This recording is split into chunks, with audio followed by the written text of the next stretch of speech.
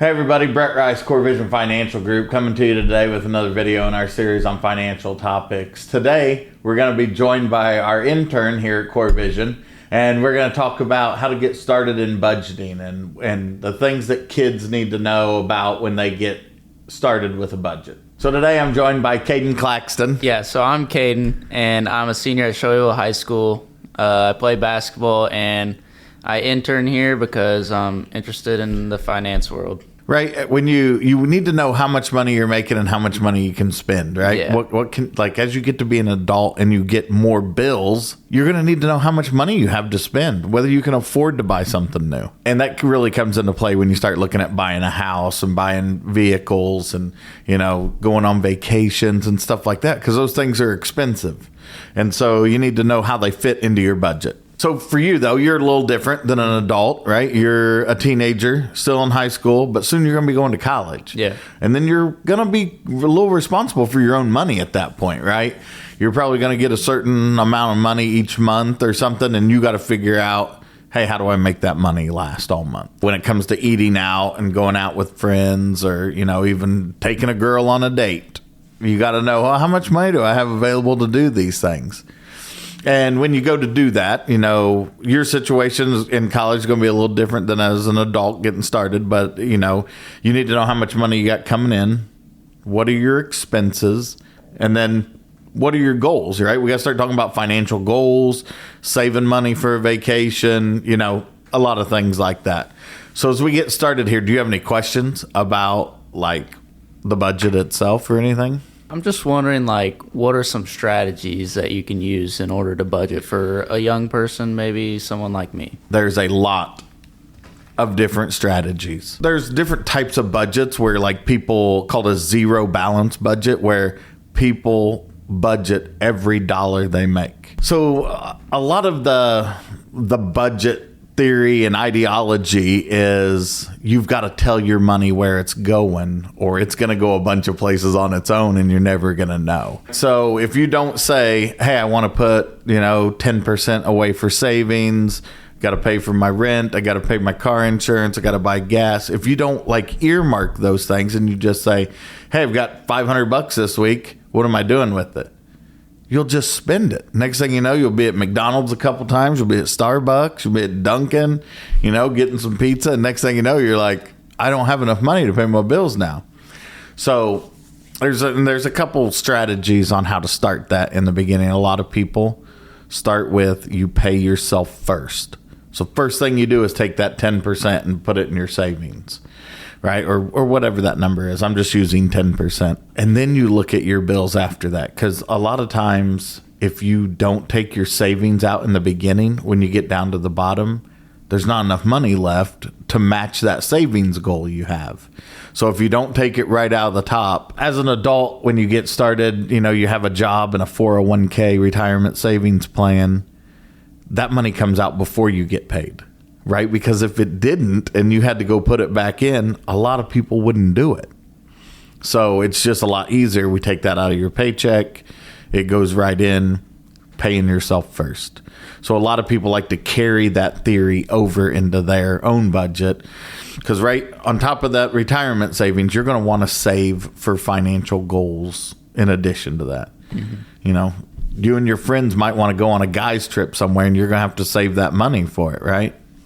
You got to figure that out. You got to budget that in. There's other ways to budget. Like there's a 50-30-20 rule. 20% goes to like savings, 50% towards your needs, and 30% towards your wants. If you do a quick Google search, there's literally 8 or 9 different ways to budget. And I highly recommend that people do that so you understand all the different ways. Because the way I budget doesn't work for anybody else, because the budget I use today, I think you've seen my budget spreadsheet. Yeah. Most people look at that and they're like, oh my goodness, it's such a high, it's a very detailed, like every single bill I pay is on there. And a lot of people just lump it together and say my utilities are this dollar. Well, I list them all out. A lot of people don't like it because my budget spreadsheet's huge. But that's what works for me. But I've evolved there over I think I've been using this type of budgeting spreadsheet for close to 10 years, and it's just evolved into that. I also use it as like my checklist to make sure all those things get paid. I don't like to use auto payments on everything. I don't know why. I like to control, hey, okay, that one's paid. It's just part of my checklist. But a lot of people just put that stuff on auto pay and it just comes out when it comes out. And then they check it off their list.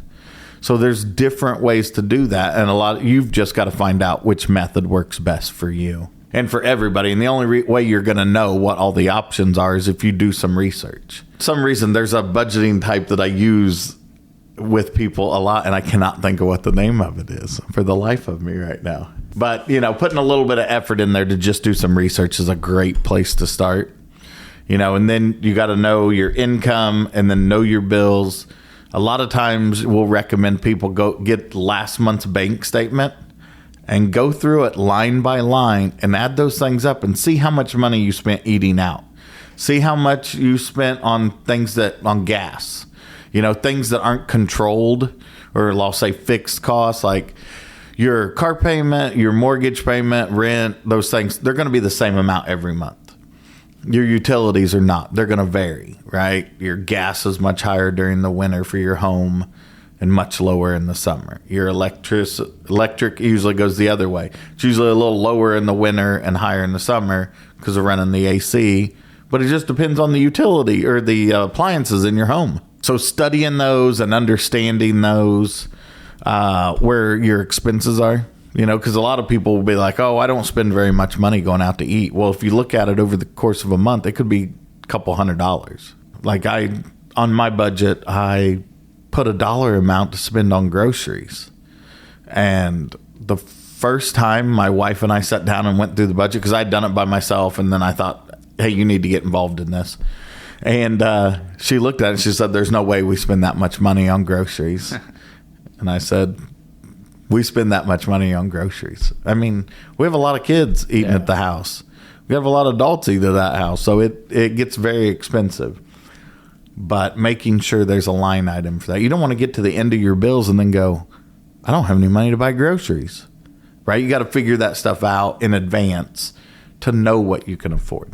So great question on how you get started. Like, how do you understand the strategies? Because there are a lot of them. So I was just thinking, budgeting, there's a lot of different things you can budget, and people in their own lives, their lives can be very hectic and very crazy, and stuff can pile up. So my next question, I was just wondering, with all this, like all the stuff you can budget, and it can be overwhelming, what would your advice be to someone that just is overwhelmed by all the stuff that's piling up? You're 100% correct. It can be very overwhelming. I think part of the overwhelming part is not knowing. So when they sit down and look at that, it does become overwhelming when you're like, because there could be times where it's like the bills are more than the income. Mm-hmm. And that is overwhelming. But the only way to control that is to understand. I've met with people before that have said my income is this, but when we pull up their bank statement, it's a little less than that. And they're like, well, wait, no, I get paid this amount. Just not watching it come into their bank and understanding they made less than they thought they did on a weekly basis. They thought, well, over the course of a month, it just adds up. Well, when we did the math, it was less. And it was because of the deductions and stuff they had coming out of their paycheck. But they just hadn't looked at it. And so understanding what your income is, understanding, depending upon how you get paid. If you get paid every 2 weeks, you get paid 26 times a year. So 2 months, you get 3 paychecks. Okay, well, if your budget is set up for 2 paychecks a month, what happens in those months you get 3? Having a plan for those. Some people get paid every week. So there are months they get 5 paychecks instead of 4. So there's a whole bunch of things going on in there that I think a lot of people don't plan for. So then, occasionally there's more money in there than they think. And so then they're like, oh, well, I'm going to go spend that money. Well, that's where, having a budget and making sure, hey, am I meeting my financial goals, my savings goals, all of those things. Because when more money shows up in most people's checking accounts, they immediately want to go spend it. So just having, a plan for that. It is overwhelming, but, like most things, it's like most projects you tackle without a plan, you're just like, where do I start? So understanding that, and, a lot of people don't understand how credit card debt can impact them, and it's variable, right? As your balance goes up, your minimum monthly payment goes up. So understanding all of those things is key to not getting overwhelmed on that. Great question. Because a lot of people, when they start writing it down, they stop because they're overwhelmed. They're like, oh, I didn't have this much stress when I just wasn't worried about it. So they're okay with going back to not worrying about it because we made it work. And then when they try to come up with a plan and figure out it's very stressful for them, and they don't like to do it. People also don't like a budget because they feel like it tells them where they're going to spend their money. Yeah, that's exactly what it's intended to do. But people don't like that. I mean, I've met with people in here that said, I don't want you to tell me what to do with my money. And I was like, you came to me, so you're like, you're going to set the priorities. All I'm doing is helping you design a spreadsheet that helps you keep track of it. It's not me telling you what to do with your money. You're telling me what your goals are, and I'm arranging the bills in that order. So, everybody's got to be, you and your spouse got to be on board. And I'm guessing money arguments are probably way up there on the list of why people argue. Husband and wife, married couples, whatever. That's going to cause a lot of problems if you're not on the same page, even if you are on the same page. So when you were talking about married couples and how they argue over money, I was just thinking, so if the husband or the wife wants a strict budgeting plan, but one of them is kind of more loose with their money and likes to spend it more, how can you implement a discipline plan where you can both come to agreements on how much money you should spend on certain topics? So in my experience, one thing we did is the same couple I was just talking about. He said, I like to just have money in my wallet that I can just rando spend. Okay, how much? We'll just make it a budget item that says walking around money. And if it's, $200 a month, we'll budget for $200 a month to go in your wallet. If it's that high of a priority for you.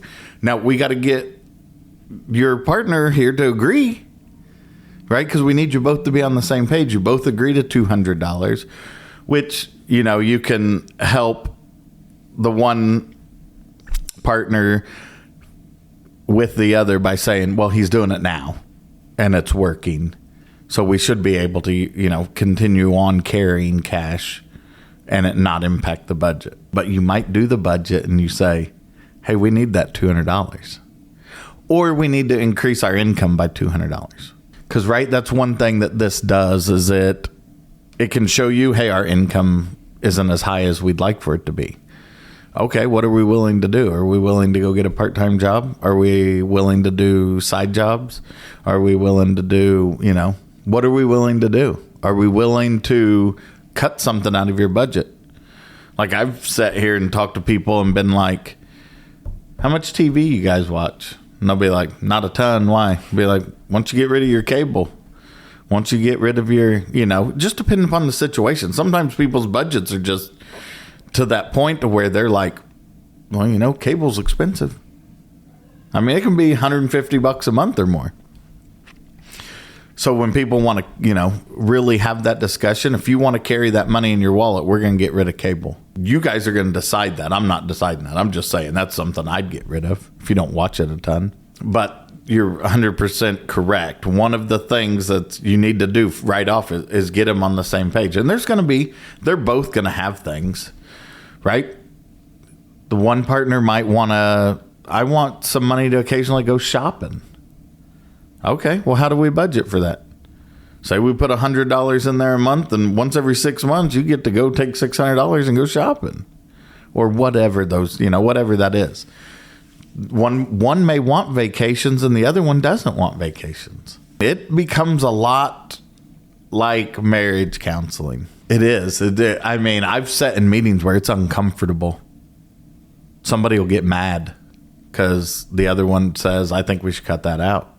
Somebody likes to drive a new truck, and it's $800 a month. And, you know, it may not work in a budget, but they want a truck, and they're willing to fight for it. And it's like, I don't want to say you're going to have to argue about it, but you're going to have to talk about it.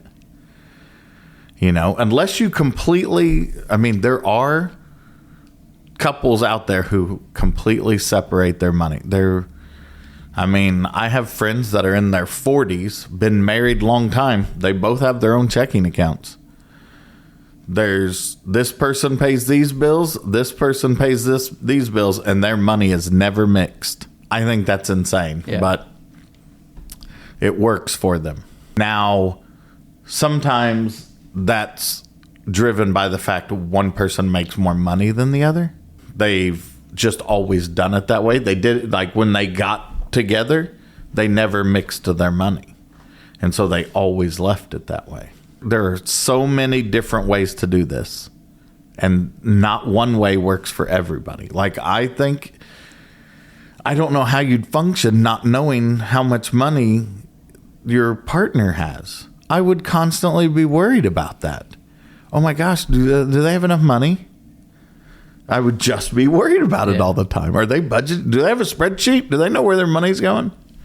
I don't know. That would cause stress for me. But it's another good question. A lot of times, you know, we do budgeting help with people. A lot of times when we're doing financial planning and stuff, we start looking at that stuff. But a lot of times, you know, we're on the investment side, not necessarily the personal finance side, but we do get in on it. And it's interesting when you go into them, it's a completely different type of meeting than just talking about investments. But it's all about emotions, just like investing, just like most of the stuff we deal with all the time. People get emotional. I got to get out of the stock market. It's overvalued. It's going to crash. Oh my gosh, we're in a recession, you know, talking about that. Interest rates are too high. Unemployment's, it's the same type of conversations. Anything else you got questions about? I was right there, cash envelope system. I knew it was on here. That's a Dave Ramsey thing, cash envelope system. So you put physical cash in envelopes, and then when it's time to pay a bill, you take the cash out of the envelope and go pay it. Mm-hmm. And so it prevents you from like really overspending on stuff, because this is all the money you're supposed to have. It's very effective if people are disciplined. But the problem is all of your money's in this folder full of envelopes. Yeah. So if you ever really wanted to overspend, all you have to do is take another envelope. But it's very effective in teaching people discipline. And it's, you know, the Ramsey solutions on all of that stuff. You know, I went through the course. I think Andrea here in the office went through the course. Several of us have gone through it. It really helps opening people's eyes on how big of an impact building a budget can have on you. Yeah, so when people come to you and seek advice for a budget plan, and they're spending too much money than for what their income is, what are most people's reactions when you tell them they have to cut their spending? And what do they change most times, or do they keep doing their old habits? They know. Right. They know. Yeah. They just, usually one of the couple just wants somebody else to tell the other partner because they don't believe them. That's where the math is. You know, a lot of times we'll sit there and we'll be typing it into a spreadsheet. We'll be, okay, so what's your house payment? How much money do you make? You know, blah, blah, blah. And you go down through it and you're just like, yeah, this just doesn't work. And then it's, what are you guys willing to cut out of this? Right? Because it's ultimately their decisions. Because just like you said, do they stick with it? Do they go back to their old habits? What you see is usually by the time they come and want to talk to somebody like myself, it's in a bad spot. So they need some extreme measure of, okay, we're going to have to stop going out to eat. We're going to have to stop going on vacations. We're going to have to do something pretty drastic to our lifestyle to get this right. But once they get it fixed, they go right back to the old habits. They'll all of a sudden be like, oh, well, we're in a much better spot now than we were 2 years ago. Next thing you know, then there's a vacation. And then, we're going to put part of that on a credit card. And, old habits are hard to break, they say. If they come to you and you realize they're overspending, do you show them what could happen if they consistently keep this up to their retirement in the future? Yeah, 100%. Because one of the first things people want to do is they say, well, I'll just take a loan out of my 401k or something, right? Yeah. I'll just stop contributing. In extreme conditions, you're like, okay, maybe we should do that. Interest rates on credit cards are super high, 25, 30%. That's a crazy, crazy interest rate. So you offset that potentially by saying, okay, hey, for a short term, we're going to stop contributing to this retirement plan until we can pay this down and get it down low enough to where your regular monthly payments are making an impact. When you show them, hey, you're just not making enough money to cover your lifestyle, so you've got one of two things to change: increase your income or reduce your lifestyle. It's that simple. I mean, as far as when I have conversations with people, like, we're here to educate people on options is all we're really trying to do, whether it's investment options, retirement plan options, or budgeting options. And then ultimately, it's your decision. We're here to help you, but we can't make you do it. You have to be willing to do it.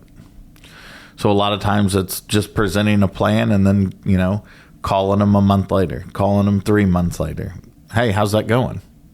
Are you guys sticking with the plan and stuff? And sometimes you get people say, yeah, we are. It kind of stinks to change our lifestyle this month, but yeah, we're doing exactly what we said we wanted to do. So, but then sometimes people are like, yeah, we just went and took a loan out, paid off the credit cards. We're in a better spot, but now we're paying off this extra loan. So, I mean, there's a lot of options that can happen. Home equity lines. I mean, you see people do all kinds of crazy stuff instead of just changing their lifestyle. I think, again, the earlier you can get started on budgeting, the bigger impact it can have in your life. It's so huge. I mean, I wish I would have, in my 20s, budgeted the way I budget now, because I budgeted completely different. Well, Caden, thanks for joining me today. Thank you for having me. It was a great conversation. I really enjoyed it. Again, everybody, Brett Rice, Caden Claxton with coreVISION Financial Group. Thanks for joining us today. Again, go to our YouTube page and subscribe so you're notified when we post new videos. And thanks for spending some time with us. Our contact information will be at the end of the video.